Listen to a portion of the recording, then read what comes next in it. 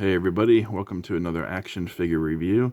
Today we're going to be doing a first for the channel as I take a look at a Mattel Masterverse He-Man figure. Now, as you can see, this figure is Slush Head, and he is from the New Adventures of He-Man line, which is came out in the 90s after the original Filmation He-Man Master of the Universe series ended. And I didn't watch this because I was older and not into cartoons at that point when this came out. Plus, it was more sci-fi, and He-Man's always been a mix of fantasy and sci-fi, but the New Adventures of He-Man was a bit, more sci-fi than normal. And I honestly didn't think I was gonna buy like any of these figures when Mattel announced them, because I wasn't into the show that they were based on. I never watched it. I didn't like the look of it, so I wasn't into it. But when this, I didn't get the He-Man and the Skeletor from the New Adventures of He-Man. But when I saw this figure, I was like, that actually looks kind of cool. And I could see it, fitting in with the more 80s Master of the Universe aesthetic. Yeah, he's like a space guy, but you could also say he's kind of like another amphibian type, like another merman, basically. Like, he wears that suit because he can't survive on land without a globe of water over his head or something. I know there's not water in it, but you can pretend there's water in it. So I thought it fits, It doesn't necessarily have to be a space alien guy. It could be another one of Skeletor's lackeys very easily. So I decided to get this one. And he's a pretty cool figure. As you can see by the size of you might not know if this is the only channel you watch, and I've never done another one of these before, but he is a deluxe figure. So he's a little bit pricier than the normal Masterverse offerings. And the box reflects that. It's a little bigger. Not much bigger. You see, Masterverse has several different box sizes. They have one that's slightly smaller than this one, and they also have one that's like maybe not double the size of this one, but definitely double the size of their normal one. And that's their bigger box size. Like, they put 2 packs in, or if you check out the original Triclops and Trapjaw releases, which I'll be going over in a blast from the past at some point. But they came with a lot of different stuff, the Trapjaw and the Triclops, and they had one of the bigger boxes. This is more along the line of the box that, like, Too Bad came in.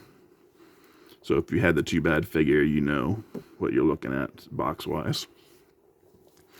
And speaking of which, let's take a look at the box. As you can see, we got this huge window in the front with Masterverse up on the top there. And they got the He-Man, the New Adventures of He-Man logo. Bottom center with Slush Head on the bottom. Then on the side, Slush Head again. And you got one of the best things about the Masterverse line is the great artwork they have in those boxes. Now, I'm not familiar with the names of the artists. I know other people are, and if any of them are watching this, if you could comment down below to remind me. I think it's all the same guy, but it could be different people. But whoever it is, it does the fantastic work on these boxes, because they're incredible, and much better than the classified artwork, I have to say. So you got Slush Head there on the side rather, and then you have a larger picture on the back, just incredible artwork. And as you can see below, you got the their characters in the same wave. They got Merman, Grizzlord, Buzzoff, and Faker. Now, Merman and Faker have actually already been. This is their second release for each of them. In the Masterverse line, they had previous releases that were more based on their appearance in the Revelation cartoon. This Faker looks and this Merman are more like their original look, as opposed to what you saw in Revelation. And on the bottom, you got legalese. And you got some more legalese on it here. Now, another thing is each of these figures usually has a blurb on them, but the guy in the UK I get these from imports them from Canada. See, Mattel Canada Inc. And Canada has this weird rule, this weird law for action figure boxes that they have to be in multiple languages or something like that. So if they put the blurb on here, they'd also have to put it in like French and maybe some other languages or whatever. America doesn't have that. If you collect not classified, if you collect like the retro classified line on the card instead of in the boxes, you'll know that the file cards on the back of those have just like a 2-sentence blurb in multiple languages. And the reason Hasbro does that is because it's the law or something like that. They have to put it in multiple languages. They can only do it in English only, like in America. So if you buy this figure in America, it will have a little blurb telling you about them. But because this was imported from Canada to the UK, there's no blurb, because they would have had to put it in English as well as French and maybe other languages as well per Canadian law. At least this is what I've been led to believe. I don't know if that's true, but it makes sense if it is true, because some of the boxes I've gotten from Masterverse have had those little blurbs on them and some haven't. And I've always wondered why that is. And then, I noticed the ones that don't have the blurb are from Canada and the other ones are from America. So that's probably why. So Masterverse boxes are pretty nice. I rather like them. They're going to introduce a new design later this year. Actually, that wave might have already come out, but I don't have any of those figures yet, so it might be a while before you see the new design of the box. But this is the design from the start of the line, basically. So it's going to change from this. Next time you see me do a review of a He-Man figure, a Master of the Universe figure, it might be in one of those new boxes, and then I'll let you know when I show it to you. So that's it for the box. The figure itself, let's take a look at him. And as you can see, he's a mean old cuss. He looks pretty gruesome. He's got like warts all over, all this green skin. Just not a nice looking guy. And of course, he's got this contraption strapped to his back with a clear plastic dome over his head. And he's wearing like mechanical or steel booty shorts or whatever you would call those. He's also got these devices on his arms, this clamps around his biceps that fall down. Yeah, you can't get him to stay up very easily. And attached to his wrists, I don't know what the point of these is. And lastly, he's got shin guards right there. It's kind of weird that his legs are completely bare except for his shins. Maybe he's like remember that, what was it, Star Trek, The Undiscovered Country? When they go to that prison and Kirk hits the big prisoner in the knee. And kind of fits crumples, and Kirk has no idea why. And then one of the other prisoners is like, not everyone has their genitalia in the same place. So yeah, maybe this is why. Maybe Slushhead's genitalia is on his shins. And as you can see, he also has these three clawed feet, which is pretty standard for the villains and the Master of the Universe line.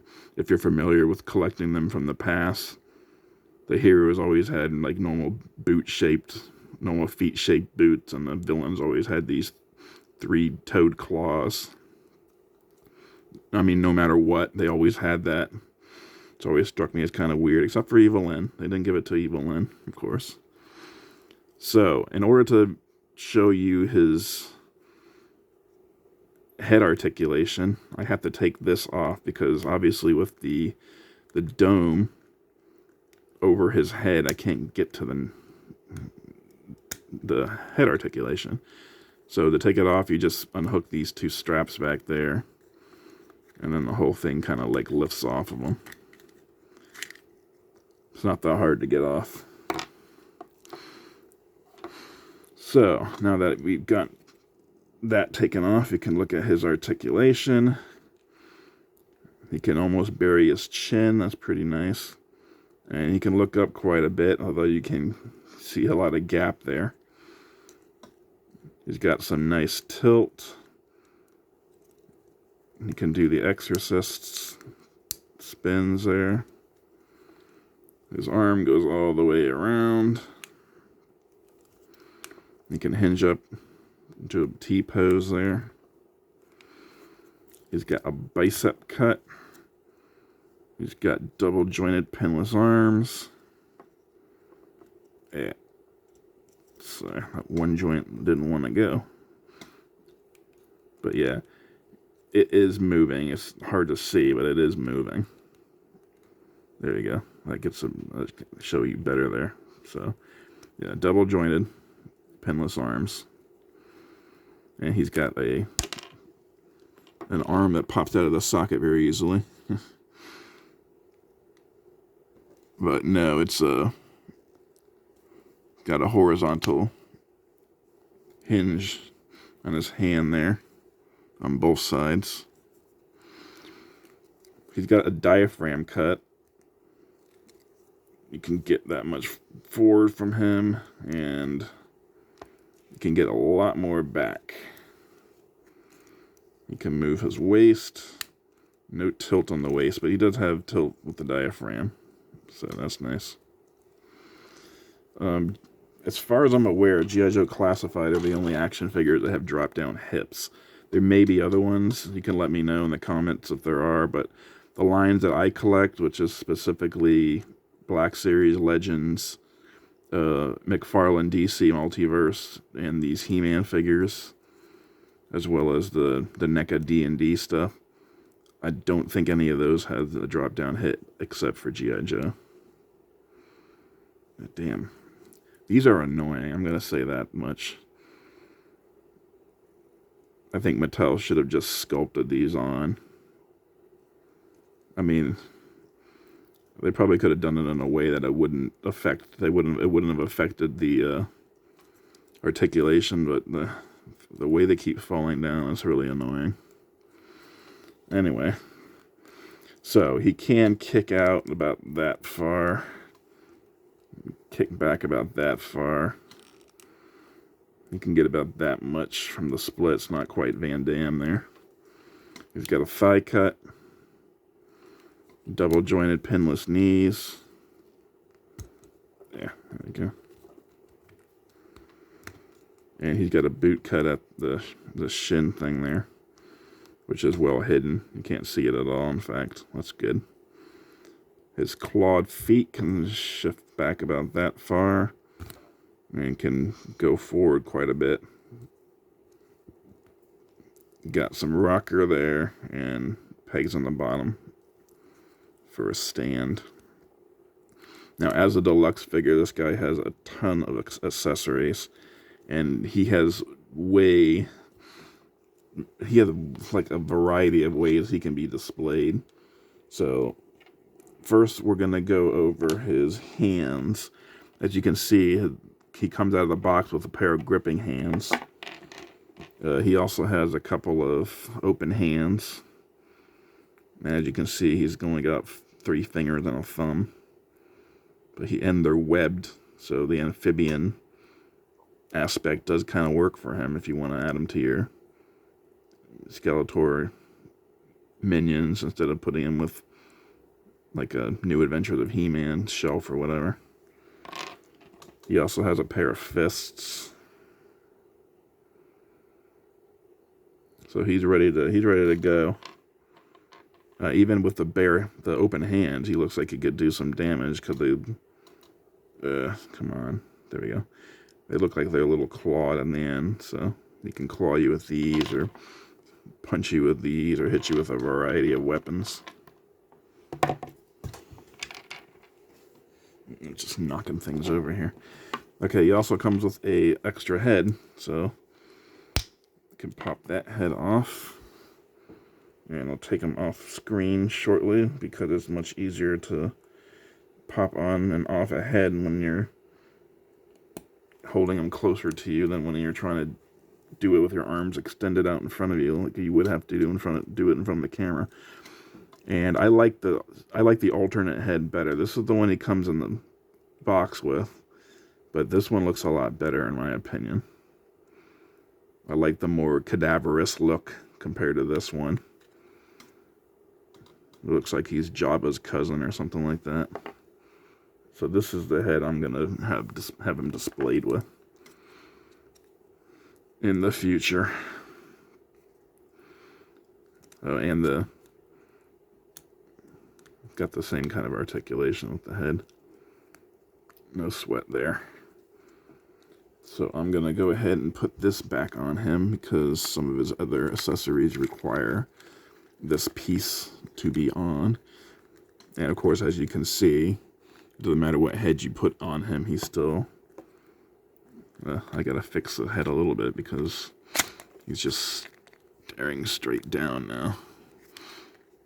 That's one problem with the design. I think the ball joint on mine may be a little out of place in the socket there.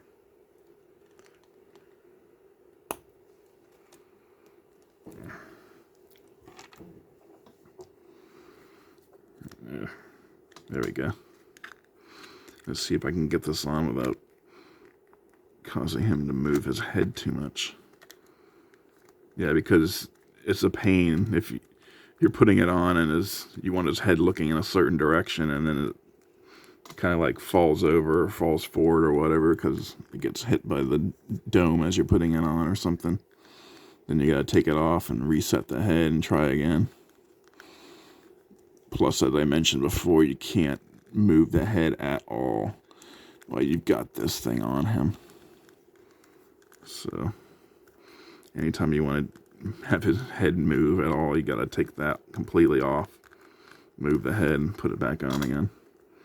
So that part's a pain in the ass, but it's still a cool looking design. It would have made more sense if they just let you pop this off, but this is like glued in there. You can't take the dome off at all unless you loosen the glue first and pull it off that way, which is unfortunate. Other accessories he has. He comes with this blaster that he can hold like that.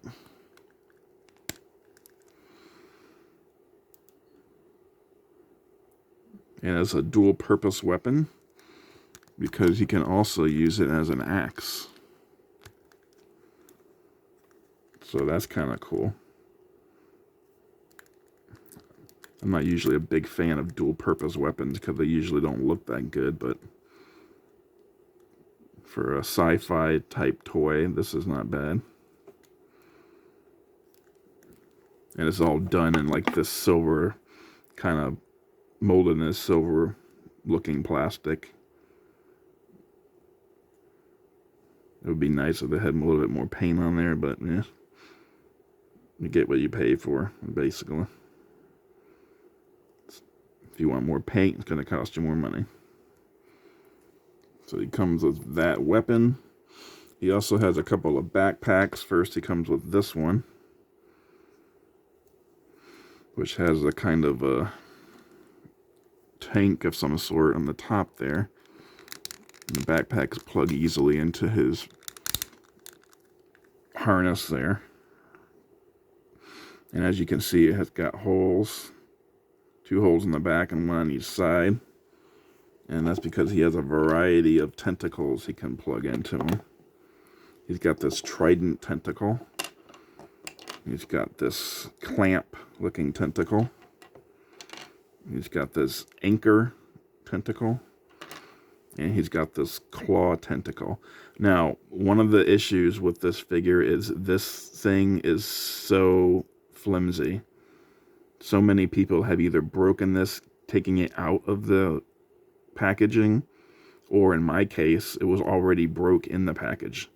Like before I even opened this thing, this was broken off. And the piece wasn't in the box, which means it must have broken at some point during production before it was even put into the box, or else the piece would have still been in there. But yeah, this piece was broken off when I got the figure.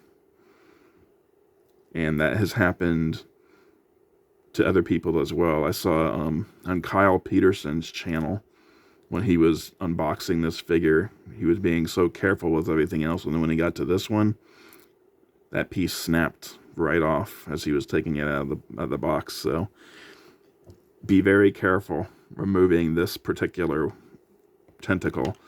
The other one seems sturdier. Like the plastic around the edges is thicker. As you can see, it's a lot thicker there.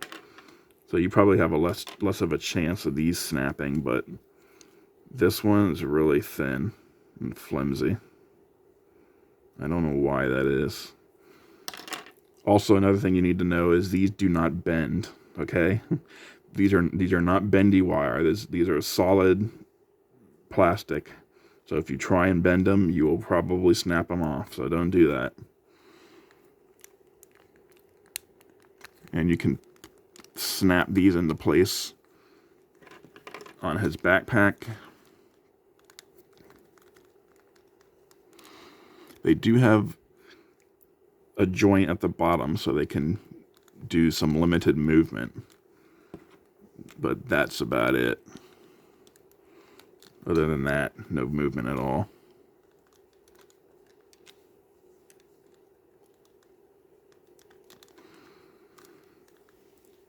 And you can set them up in any kind of position you want. This was just a quick setup to show how they look. So that's kind of cool. Last but not least, pop that out real quick. He comes with this backpack, which has another dome, and inside that dome is some kind of purple gunk. And this can also fit into his back like that. And as you can see, it has a ton of holes on the side. This dome does come off.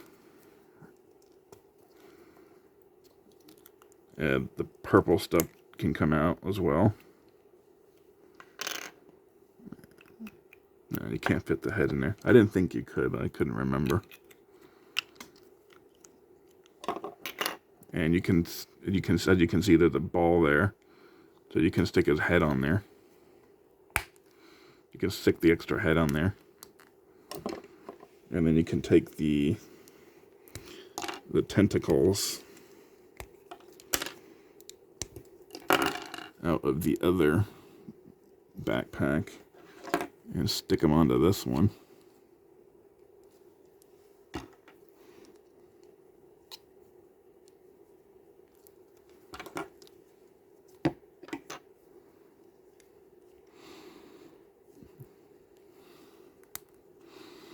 And you can have his separate head moving around like that.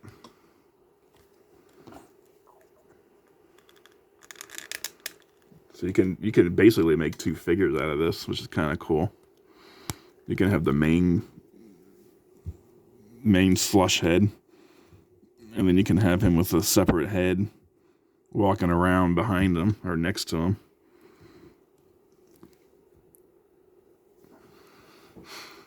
So I thought that was a neat idea.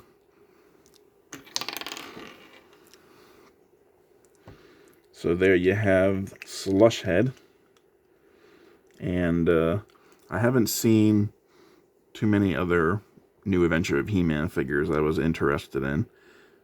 I think Slush Head has a superior that also looks kind of cool.